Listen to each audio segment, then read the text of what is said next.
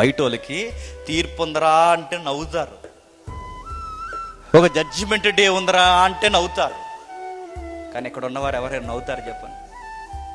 ఇదే మాట ఒక రోజు తీర్పు ఉంది, ఇదే మాట ఒక రోజు ఉగ్రత ఉంది, ఇదే మాట బయటికి వెళ్ళి ఇదిగో మారకపోతే దేవుడు శిక్షించబోతున్నాడు అంటే నవ్వుతారు.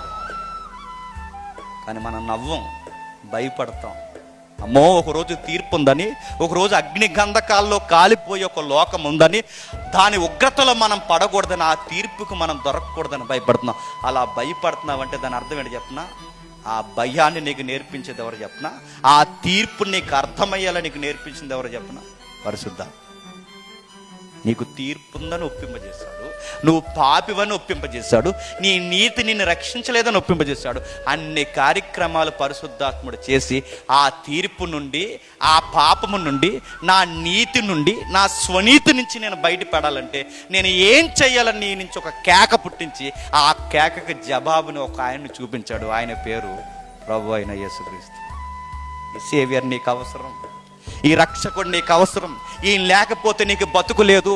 ఆయన శిలువ మీద ఎందుకు మరణించాడంటే ఆయన పాపాలు చేసినందుకు కాదు, నువ్వు నేను పాపాలు చేసినందుకే ఆయన మరణించాడని ఒప్పుకోలు మనలో స్టార్ట్ చేస్తాడు. ఆ శిలువేంటో మనకు అర్థమయ్యేలా నేర్పిస్తాడు.